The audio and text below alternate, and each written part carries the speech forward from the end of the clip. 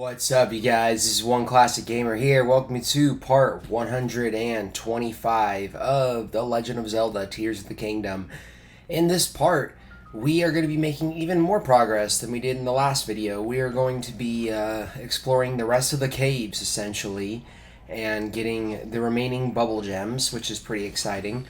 You don't get a big reward, by the way, for getting to the end of all the bubble gems, but I kind of counted it as 100% anyway, so I did them anyway.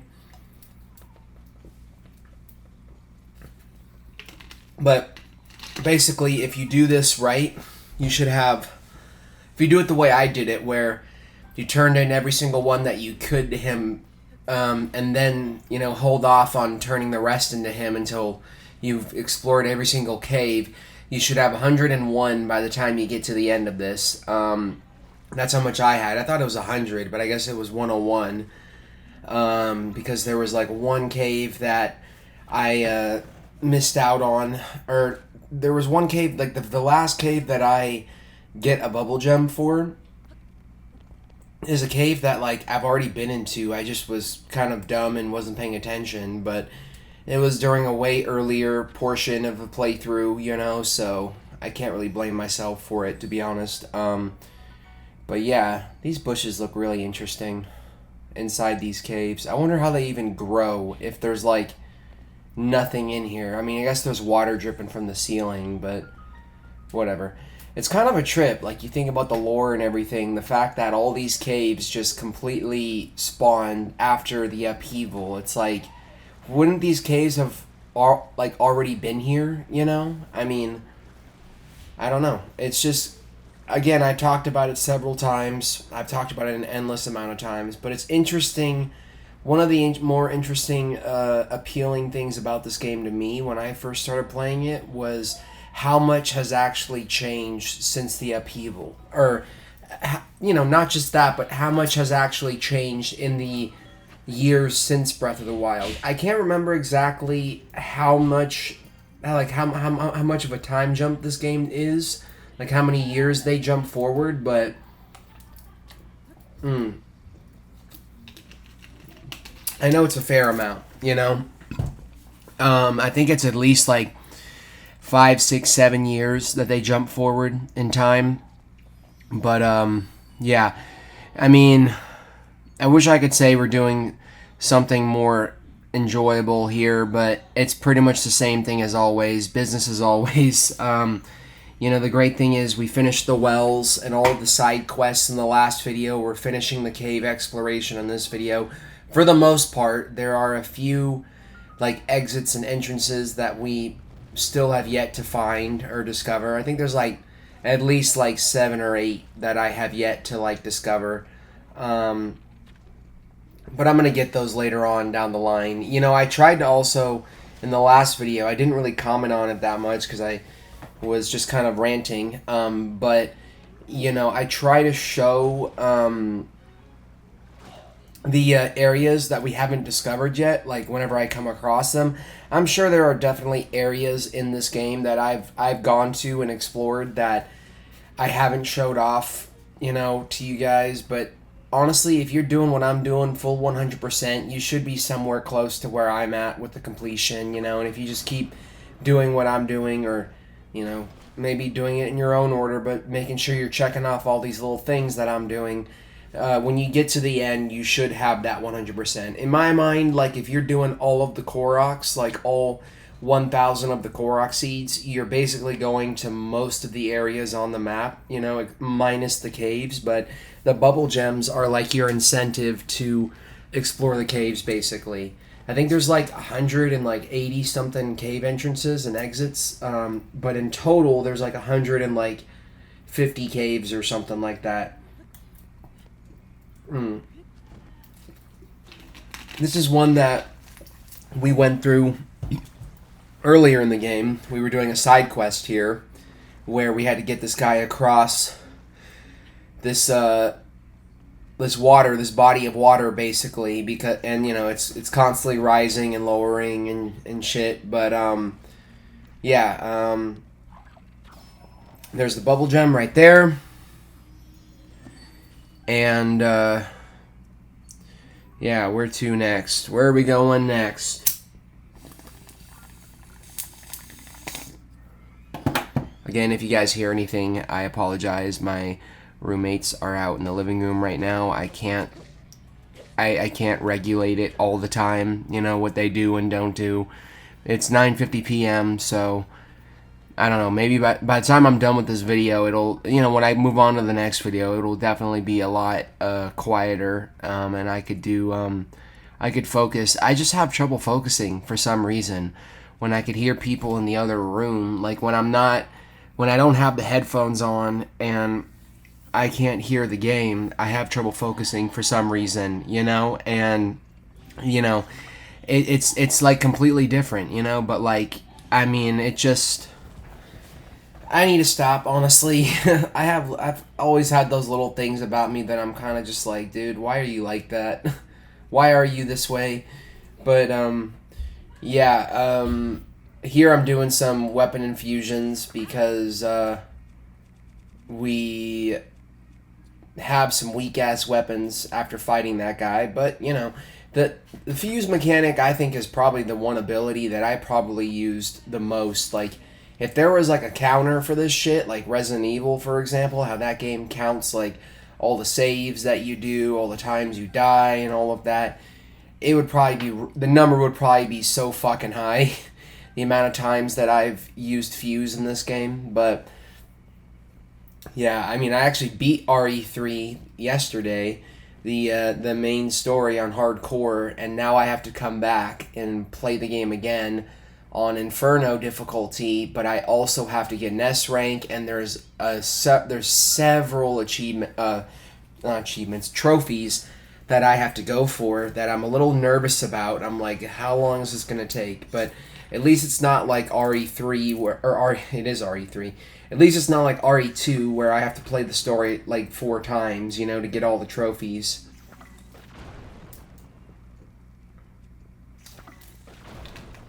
Because in RE2, I feel like I put at least like 40, 50 hours almost in that game, you know? But yeah, I beat RE3 for the first time last night, and my playtime came out to like 5 hours and 50 minutes in the very, very end. And honestly, I mean, I enjoyed it. I enjoyed it quite a bit. It did get a little annoying towards the end, but that's pretty much every Resident Evil game. Like, it always gets irritating towards the end when they start throwing those ridiculous fucking boss battles at you. But I, for some reason, didn't find the boss battles in this one to be nearly as tough as the boss battles in RE2. Looking back at it in hindsight, the game does have a dodge feature, and the dodge button is so fucking awkward and clunky. It is like literally the definition of jank. You know, like it's the one thing I've actually heard when people talk about RE3 remake compared to the original. It's the one thing I've heard that they actually like faithfully recreated, because the dodge mechanic in the first game the original game was fucking awkward, and you really, really had to master it. In this one, it's the same way. You really, really have to master it. But I love that, and I don't know if this was a thing in the original, but I love that when you do the dodge, you do like the whole roll and everything, and then like it goes into slow motion, allowing you a couple seconds to pull your gun out and just shoot whatever's in front of you, and like it automatically locks on. Like, that's a cool fucking feature. But yeah, I've been trying to watch some guides on the how to get through the game on Inferno and get an S rank. Stupidly, I didn't get the Charlie dolls, which is basically the Mr. Raccoon version. Like, it's the Mr. Raccoons of RE3. You know, RE2 had the Mr. Raccoons where you had to shoot all the Mr. Raccoon statues. RE3 has the same thing. But they're called Charlie dolls. You have to shoot all of those. I didn't get that fucking trophy, so I have no idea. I mean, I do have sort of an idea where some of them are. And I didn't get the Bookworm trophy where you read all of the logs and everything. That's another one that I'm going to have to get on my S rank run, which is kind of trippy. And I don't know if those actually contribute to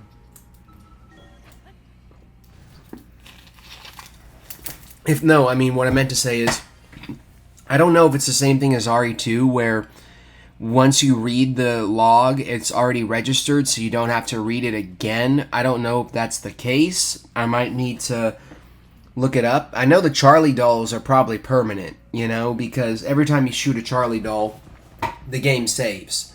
So I mean, it's really just one of those things where my second run of the game is going to be a way more difficult run, a way tougher run, but looking at the whole thing in the whole game as a whole, it's not really a hard game. It's actually a lot easier than RE2. That's not saying the game is like fucking embarrassingly easy. There are still parts of the game that definitely gave me trouble the first time around, and I can only assume they're going to give me trouble during Inferno. I know Inferno, they throw even harder enemies out at you, like Pale Heads and all of that.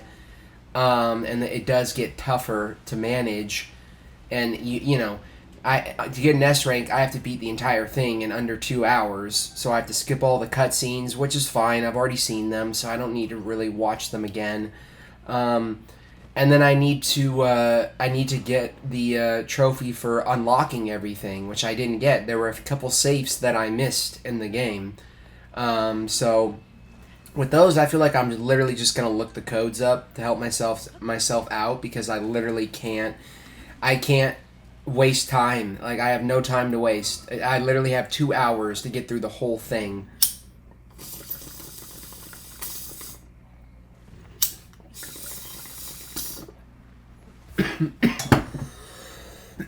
Which is fucking terrifying because, excuse me, RE2, they gave you at least 3 hours to get through it. But that game is longer than RE3, so I don't know. I might be overthinking it. It might actually not be that bad. I'm not going to know until I actually try it out for myself. But yeah, you can only have 5 saves at a time. That's another thing. When you're doing on Inferno difficulty, if you want to get an S rank, you can't save more than 5 times. So that's going to be tough. I really think the first, like, third of that game, the first, like, quarter of it, rather, is, like, I'd say the first third, actually, is, like, one of the hardest parts. Like, the hospital, I think, is actually potentially an easy part if you do everything the right way. And then, you know, the labs get tricky, too, because they throw those fucking hunters at you. I hate those guys so much, the stalker guys. Fuck those guys, honestly. They are so annoying and hard to deal with. It's like, it takes so many shots to kill them, but yet somehow, you know, like, one grenade can just, like, completely, like, just murder them and kill them like nothing. It's just like, what?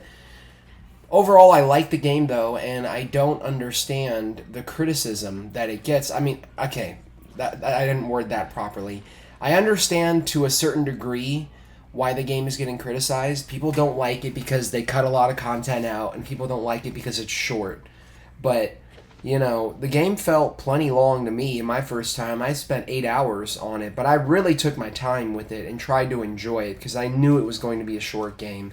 And, you know, in my mind, I would rather have a tighter story that is, like, tells a really, you know, contained and tight story than one that is just bloated and filled with all this extra shit that I just don't really need. You know, like, if it hurts the pacing of the game, then why have it in there, you know? Here, we finally got the climbing boots, but yeah, I mean, maybe they were thinking about adding some of the sections from the original game into the remake when they were developing it, but I don't know, like, maybe they tested it out and they were like, look, hey, we just can't do this in the modern remake. We gotta, you know, stick to this, basically. Regardless, I never fucking played the original RE3 Nemesis, so I don't even know, like, how that game is. You know, I know the first 3 games, from what I've heard, are, like, the most outdated out of the entire franchise. Like, if you go back and try to play the originals, it's really hard to get into them because the controls are so awkward and just like, wow, they suck, you know? here I blew that fucking guy away. Yeah, I'm mentioning the video for a sec, just to make sure that I'm not completely going off topic. But, yeah, I mean, I've become just an RE nut in the past, like month and a half, I would say. Like, I am so into these games now, and I'm glad I caught myself here. I almost walked away from triggering this exit, but I was like, no, you got to start getting the exits and entrances. So it seems like at this point I finally caught myself. There are some caves that I cut them a little short because I did like scroll ahead to see what I found, and it just wasn't worth it because the reward was kind of whatever. But yeah, I just become like a huge RE fan in the past like couple of like weeks or like month and a half or so and some change. Like, I really, really, really want to play through RE4, but I can't do it because I know that the game is going to go on for, at the very least, like 30 to 40 parts. Like, it's going to be a long one. It's not going to be a short one. That game is long, and I'm going to have to come back and get an S rank and everything. I mean, I don't know. As far as RE5 goes, I've thought about playing through that game before. I've actually thought about doing a co-op playthrough of that game before with my buddy Nathan, who I still talk to, by the way, and he's actually going to be hanging out with him. I'm going to be hanging out with him pretty soon, in a couple of days, but yeah, I've thought about doing a playthrough, like a co-op playthrough for RE5. But the thing about that game, man, is like I live here in California. He lives in Washington, and every single night we would get online to play that game together. We were never able to play the game without having at least like 1 or 2 or 3 like instances where they kick us out and we have to literally restart the lobby and re-invite each other. Like, the online is so fucking bad in that game. Like, it is constantly cutting in and out and in and out and in and out, and God, it's bad. I know he has a hotspot that he can connect to. I've got a direct connection to my my router. I literally have a LAN cable that is like running through my house to my computer, and it's pretty good for the most part. Sometimes it does still cut out, like, because I need a new router, to be honest. I've been meaning to reach out to Spectrum and get a new fucking router, but I've just been kind of focused on other things. I'm at a point in my life, dude, where so much shit is coming my way now, and I gotta stay focused. I can't fucking drop the ball at all, because if I do, then, it's not gonna be good, I'm glad that this is all ending. It seems like we already got this chest. So yeah, we came here before. I skipped out on this because I wasn't properly searching this. But yeah, a lot is changing, and I'm glad that this game is finally coming to a close. Like I said, I still have to... Alan Wake 2 is pretty much in the bag at this point. I've done Alan Wake 2. I've done the DLC. I've recorded the main playthrough for RE3, so that's in the bag. I just have to get my S rank run done of that game. And then that's it. That'll be it for the recording. It'll be nothing but just editing and uploading for the next like month or so, month and a half and some change. I mean, we'll see how long it actually ends up being, but yeah, the fact that I was able to cram so many games in last minute is just insane to me, Ultimately, I talked about it in my last video, but if you didn't watch my last video and you're even somewhat slightly curious, I'll talk about it anyway, because I can't think about what else to talk about. But the Alan Wake 2 DLC, I was kind of let down by it. I enjoyed it for what it was, and I was enthusiastic while I was playing through it, and enjoyed playing through it while I was playing through it. But, like, for the most part, in the end, like, I thought it was going to have way more relevance to the actual story itself. It was just, like, 3 separate what-if scenarios, and those were just kind of whatever. They were, like, fun to experience 1 or 2 times, and then that's it. You move on for the rest of your life and don't even look back,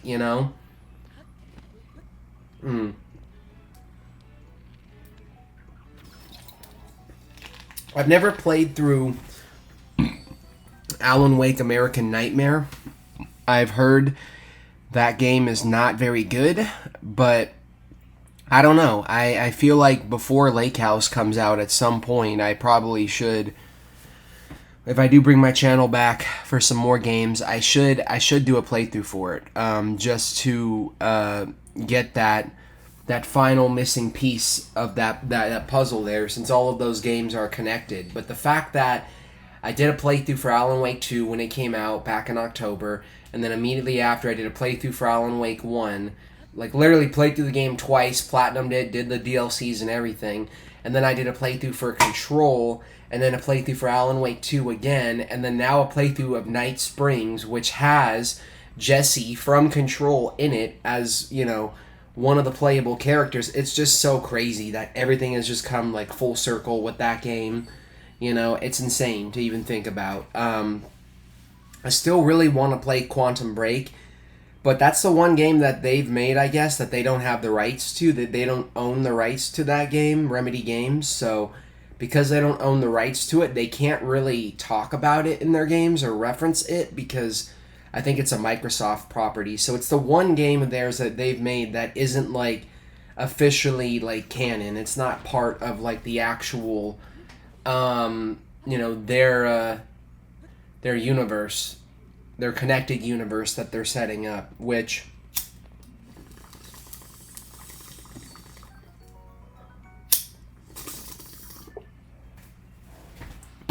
I'm not a huge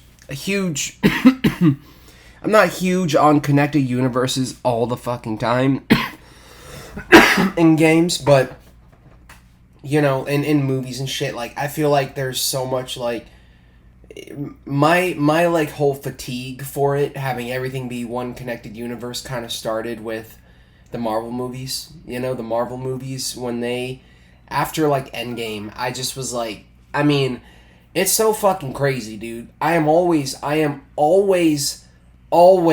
on the mark with these things, and everyone always calls me crazy for it in the moment. They're like, yeah, you don't know what you're talking about, whatever, man, yeah, sure.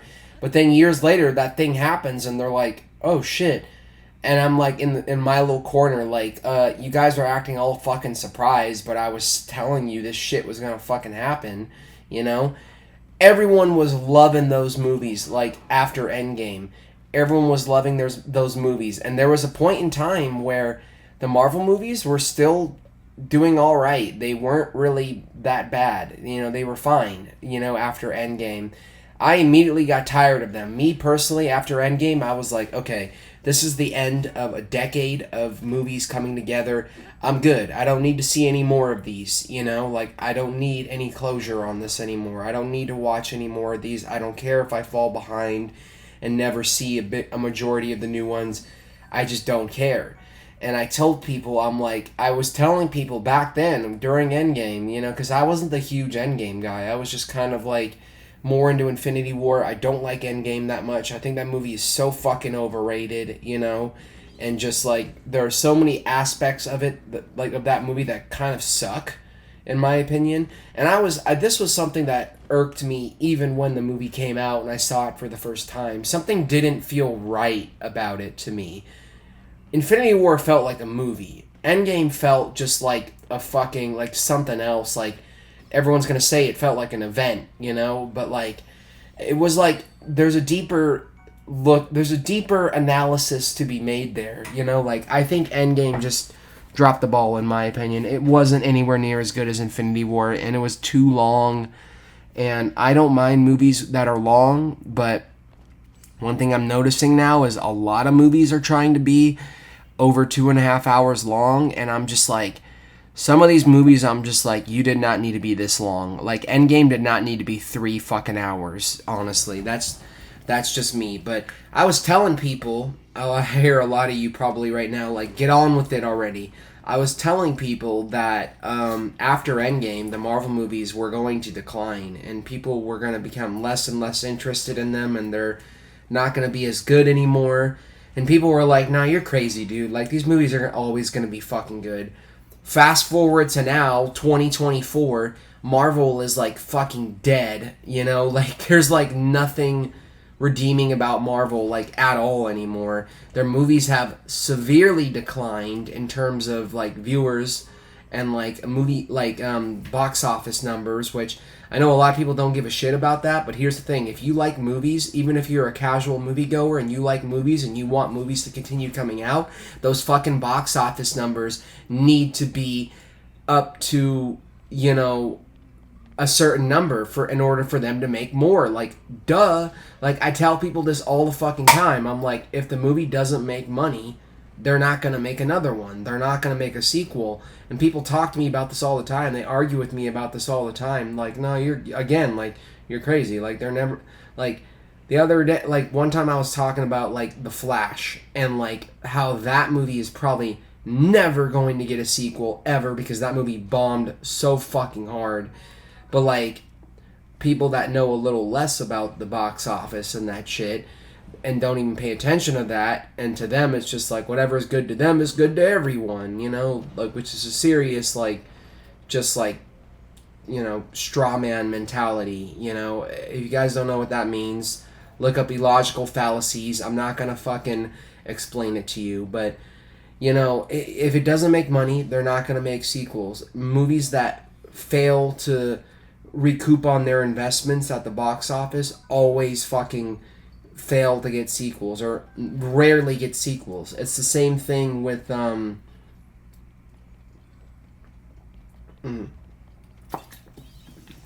video games and shows.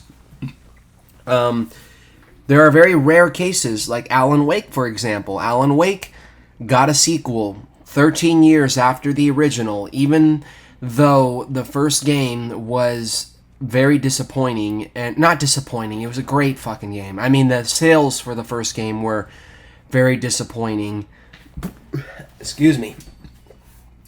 I was like burping there, and I like fucking released a puff of air at the same time. We got a sequel for Alan Wake 2, not because of sales. I think the reason why we got a sale for Alan Wake 2 is because Remedy Games, they went on to make more games and, you know, establish themselves as a very respectable and a really, you know, top tier, like, AAA studio that eventually they gave them the green light to work on the second game, you know, because Control sales were also really good, or sales for Control were very, very good, and they got to make a sequel. But that sort of thing rarely happens. It's like literally like a 0.01% chance of that shit happening. Like, that may not be, that number may be exaggerated. It probably is, because I exaggerate a lot, as you guys know. But my point is, I was telling people that those movies were going to start to decline severely, the Marvel movies after Endgame, and that they were going to get worse and worse and worse. And people are like, no, you're just being negative. You don't know what you're talking about. I had a feeling, and look at us, 4 years later, or 5 years later, Marvel is in the fucking gutter right now. Like, Marvel sucks ass. I have literally not seen a single Marvel movie. Like, I've seen, the last one I saw was Guardians 3, and I was very disappointed with that movie. I do not understand why people fucking loved that movie so much. It was funny, it had a lot of humor in it, and it was very well directed and, yeah, edited and all that shit, but, like, it wasn't a good movie. Like, it really fell apart towards the end, and because it felt like they had something interesting going.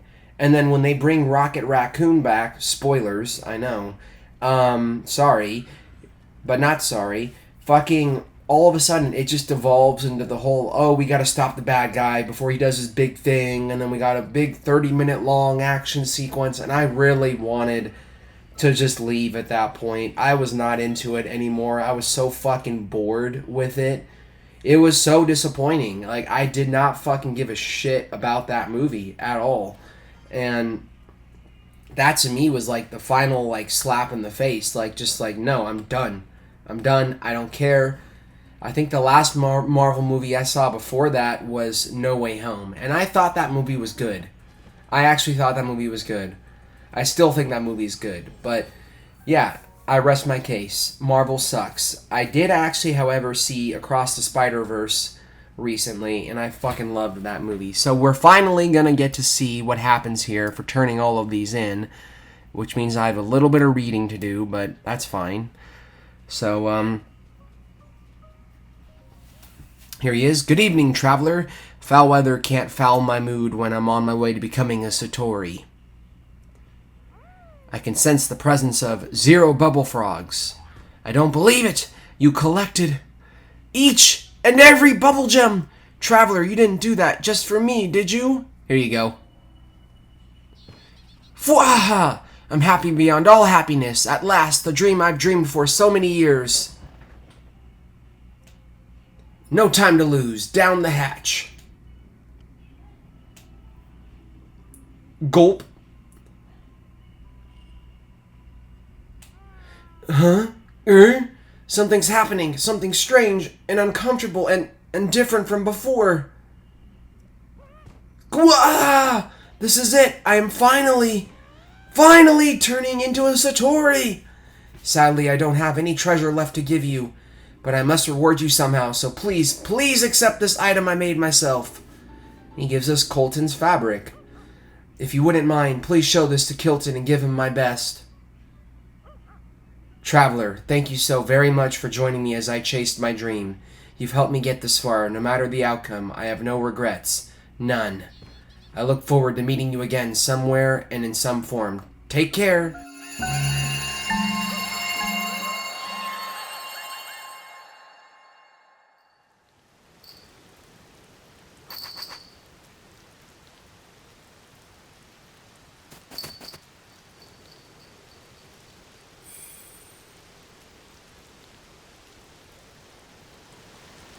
Alright, and that's the end of this video. I made it through another one of these. So, yeah, in the next video, we are going to be doing another region of Koroks. So that's going to be exciting. And, yeah, I'll see you guys then. So if you enjoyed this, please comment, like, subscribe. And I'll see you guys in the next video. Peace.